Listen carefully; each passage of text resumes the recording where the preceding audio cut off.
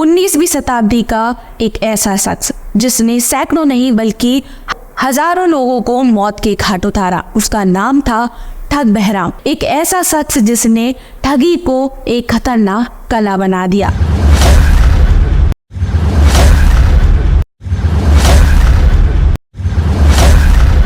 ठग बहराम उत्तर भारत में हजारों लोगों की हत्या की। ठग बहराम उत्तर भारत में ठगों का एक सरगना था जिसने 1790 से लेकर 1840 तक अपने आतंक का साम्राज्य फैलाया। ठग बहराम और उसके साथी मिलकर लोगों की हत्या करते थे और उनकी हत्या का एक तरीका था रुमाल से गला घोंटना। उसने दावा किया है कि उसने अपने पूरे जीवन काल में 931 हत्याएं की थी, जिससे इतिहास में उसे एक खतरनाक हत्यारा बनाती है। ठग बहराम और उसके साथी ठगी में एक टेक्निक का इस्तेमाल करते थे। वो यात्रियों के साथ सफर करते थे, उनकी मदद करते थे और उनको विश्वास में लेते थे। जब रात का वक्त हो जाता था तो उन्हें एक सुनसान जगह पर ले जाते और उनका गला घोंट देते थे। गला रेत कर वो उनकी लाश को कुएं में फेंक देते थे, जिससे कि कोई भी सबूत उनके खिलाफ नहीं मिलता था। ठग बहराम और उसके साथी हत्या कैसे करते थे? उसकी हत्या का तरीका बिल्कुल अनोखा था। ठग बहराम और उसके साथी मिलकर एक रुमाल में एक सिक्का बांधते थे और उसी से जो यात्री हैं उनका गला रेत देते थे। और सबसे बड़ी बात यह है कि उनके पास एक पीले कलर का रुमाल था जिससे उन्होंने 931 हत्याएं की थी। ठग बहराम और उसके साथी बड़ी चतुराई के साथ उस रुमाल को यात्रियों की गर्दन पर लपेटते थे और उनको जान से मार देते थे। सबसे बड़ी बात इसमें क्या है, ठग बहराम और उनके साथी काली माँ के पूजन करते थे। ठगिरों का कहना था कि वे काली माता की सेवा कर रहे हैं।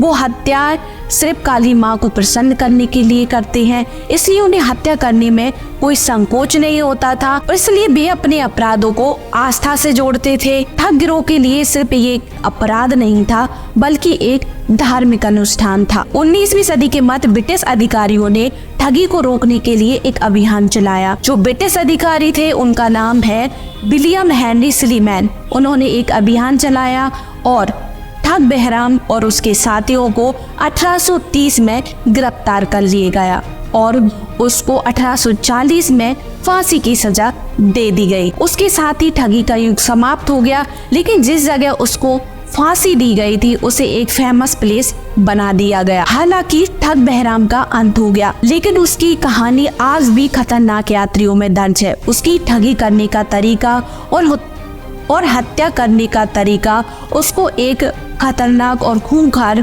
अपराधी बनाती है। उसकी ठगी की तकनीक और उसके द्वारा की गई हत्याएं आज भी लोगों को हैरान करती हैं। और सबसे बड़ी बात है, वो सिर्फ हत्यारा नहीं था बल्कि एक ऐसी मानसिकता का प्रतीक था जो हत्याओं को धर्म से जोड़ता था। ठग बहराम की कहानी हमें याद दिलाती है कि कैसे एक व्यक्ति का अंधविश्वास और लालच हजारों लोगों की जिंदगियां छीन सकता है। उसकी कहानी भारतीय इतिहास के सबसे खौफनाक अध्यायों में से एक है।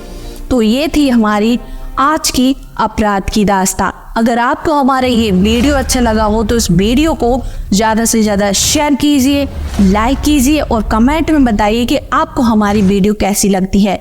तो आज के लिए बस इतना ही। जय हिंद, जय भारत।